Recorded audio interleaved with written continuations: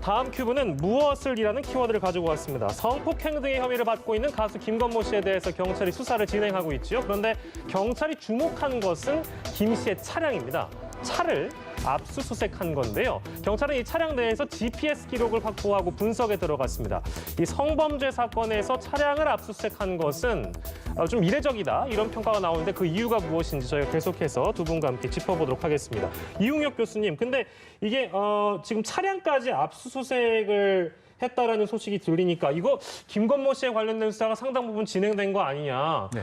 그래서 김건모 씨가 조만간 소환되는 건가? 이런 어떤 의미로 해석되는 부분들도 있는 것 같아서 그건 어떻습니까? 네, 뭐 지금 말씀한 대로 그것이 바른 그 논리적 귀결이 아닌가 생각이 됩니다. 예. 왜냐하면 그 압수수색 영장이 됐다고 하는 사실 자체가 예. 어느 정도의 그림 자체를 판사가 인정을 해줬다고 하는 이와 같은 상황입니다. 예. 더군다나 이제 압수수색을 통해서 이 특정적인 물적 증거가 확보가 어느 정도 되면 예. 이것과 관련된 고소인, 고발인의 진술 자체가 맞는가를 사실 확인을 해야 됩니다. 예. 그런 의미에서는 김건모 씨가 조만간 소환될 가능성이 있다라고 하는 네. 지금 수사가 상당 부분 진척되고 있다, 이렇게 말씀드릴 수 있습니다. 네, 세부적으로 저희가 좀 강론으로 들어가 보면 아까 제가 말씀드린 대로 성범죄 사건을 수사하는데 차량 압수수색을 했다. 이건 어떤 의미가 있다고 봐야 될까요, 박 변호사님? 그러니까 사실 이 사건에 대해서 좀 특수한 부분이 있는데요. 이 사건이 발생한 게 2016년입니다. 이게 네. 최근에 발생한 사건이라고 하면은 근처 CCTV나 아니면 범행 현장 주변에 있는 CCTV를 뭐 찾아가지고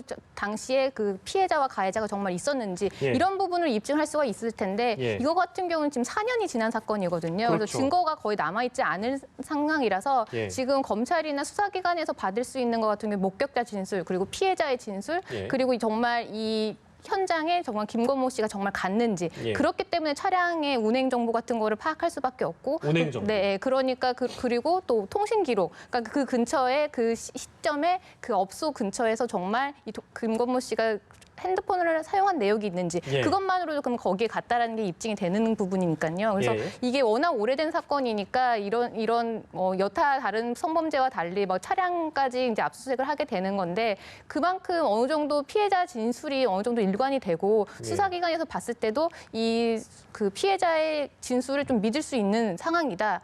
그렇게 해석을 할 수 있을 것 같습니다. 예, 그 지금 어떤 정보들을 압수수색을 통해서 얻고자 하는지에 대한 개략적인 설명은 박주희 변호사께서 해주신 것 같습니다. 근데 우리가 보통 생각해 보면 차량에 달려 있는 내비게이션이나 뭐 어떤 GPS 어떤 그런 기록들이 제 생각에도 보통 우리가 그걸 한번 달면 좀 오랜 기간 쓰잖아요. 그 만약에 김건모 씨 내지는 그 차량을 소유한 분께서 그거를 뭐 바꾸지 않았다면 기록이 남겨 있겠습니다만 만약에 교체한 경우나 혹은 뭐 기록이 지워졌다든지 뭐 업데이트 되면은 몇 주기별로 좀 지워지기도 하잖아요. 그런 경우에는 사실 좀 정보를 얻기가 쉽지 않을 것 같기도 해서요. 그렇죠. 그런 것에 물론 한계가 있습니다. 근데 예. 그럼에도 불구하고 네. 사실은 이제 그 성폭행에 관련된 증거 자체를 찾는 것 자체가 사실 상당히 어렵습니다. 왜냐하면 그것은 폐쇄된 공간 사이에서 두 사람, 당사자만이 있는 경우가 많이 있기 때문에. 예. 근데 그럼에도 불구하고 전체적인 사실관계를 맞춰 들어가는 작업들은 필요하겠죠. 그것에 일단은 그 출발점으로 만약에 지금과 같이 새롭게 교체가 됐다고 하면 한계가 있지만 예. 과거 것이 계속 그 남아 있고 누적된 것을 혹시 디지털 포렌식을 통해서 예. 복구할 수 있다고 한다면 적어도 2016년에 그 유흥업소에 갔다고 하는 사실 자체는 예. 분명한 증거로서 확인할 수가 있겠죠. 예. 그러면 그 다음에 그 증거를 놓고서 그 당시에 어떤 일이 있었던 것이냐라고 예. 하는 피해자의 그 진술 내용과 또 이것을 그 소명하려고 하는 이를테면 김건모 씨의 조사 당시에 그런 불일치 예. 이런 것들을 조사할 수 있는 하나의 출발점으로서의 그 단초가 분명히 되기 때문에 예. 압수수색 영장을 발부받은 것 같고요. 혹시 우리가 알지 못하는 예. 차량 안에 있었던 뭐 다른 이를테면 녹취 증거라든가 예. 또는 기타 뭐 증거도 혹시 있었다고 한다면 예. 이런 사실관계 퍼즐을 한 조각 두 조각 맞추는 데에는 도움이 될 수가 분명히 있는 예. 이런 차원에서의 큰 그림의 퍼즐을 맞추는 작은 시작으로서 압수수색이 이루어진 것이 아닌가 생각됩니다. 예, 방금 자막도 나갔습니다만 2016년에도 이 같은 차량을 타고 다닌 것으로 경찰은 영장을 신청하기 전에 이미 확인을 했다고 하니까요.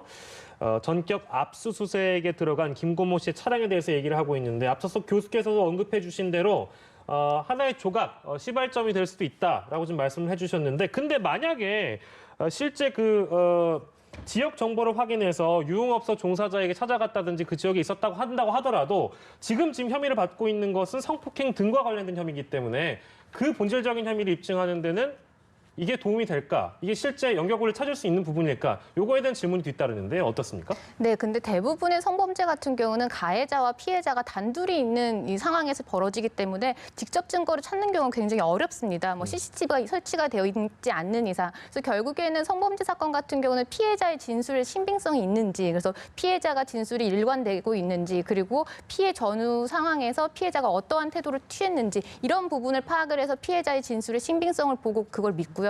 예. 두 번째는 이제 뭐 이 당시에 정말 이 가해자가 이 현장에 있었는지 이러한 정황 증거를 파악을 해가지고 입증을 할 수밖에 없습니다. 그래서 예. 지금 이 사건 같은 경우는 두 갈래로 가야 되는데 예. 하나는 이제 피해자가 이 진술이 정말 믿을 수가 있는지, 예. 그래서 피해자가 그러니까 범죄를 당했다라고 하는 이후에 뭐 주변 사람들한테 보냈던 메시지나 뭐 내가 이렇게 성폭행을 당했다더라 이렇게 메시지를 보낸 게 있는지, 아니면은 주변 사람들한테 이 부분에 대해서 토로를 한 사실이 있는지, 예. 그래서 이 피해자의 진술이 맞다. 네.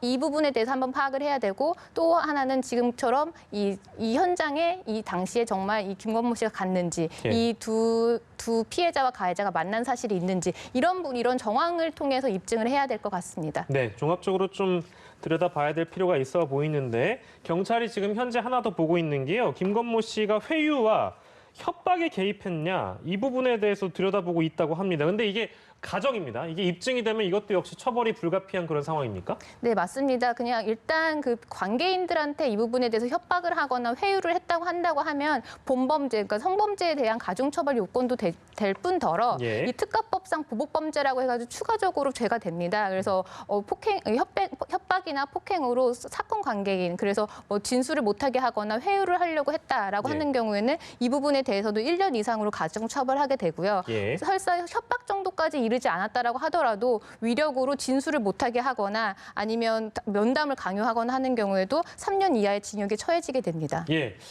시청자 여러분들께서 하나 오해를 하실 수도 있을 것 같아서 김건모 씨 측은요. 이거 전혀 아니다라고 해서 지금 현재 무고죄로 맞고소를 한 상태잖아요. 그렇기 때문에 뭐 양 갈래로 어쨌든 수사가 진행되겠습니다만 그 절차에 대해서 좀 정리해 주신다면요. 네, 지금 아마 그 강남경찰서에서 그 수사가 이제 이루어지고 있습니다. 그런데 지금 김건모 씨 측에서 지금 말씀처럼 무고죄 예. 및 정보통신법상 명예훼손으로 맞고소를 이제 했습니다. 예. 그러니까 이것이 그 동전의 양면고 같은 거죠. 먼저 이 성폭행이 있었는가의 실체 진실을 가리고 나서 만약에 그것이 허위라고 한다면 무고죄의 혐의도 높아지게 되는 것이고요. 또 명예훼손의 혐의도 더 높아지게 됩니다. 예. 따라서 비록 그 한 경찰서지만 일의 순서가 있듯 예. 먼저 성범죄에 관한 시시비비를 명백하게 가리는 것은 여성 청소년과에서 먼저 하고 예. 이것에 대해서 최종 수사 결과에 근거해서 예. 이것에 맞고소를 한 그 혐의, 예. 즉 허위의 사실을 분명히 알면서도 징계처분 또는 형사처분을 받게 할 목적으로 한 것이 이제 무고죄란 말이죠. 예. 그 혐의가 이제 입증되는 여부가 진행이 될 것이고요. 예. 이것이 역시 인터넷 등에 알려졌기 때문에 정보통신법상 명예훼손죄입니다. 이것은 그 수사과에서 예. 사이버 수사팀에서 이루어지게 됩니다. 결국 예. 요약하게 되면 먼저 예. 여성 청소년과에서의 수사 결론 이후에 예. 이 무고죄의 여부에 대해서는 수사과에서 이루어지게 되는 일정한 순서를 거칠 예정으로 추정이 됩니다. 예. 경찰의 수사 절차까지 저희가 좀 정리를 해봤고요.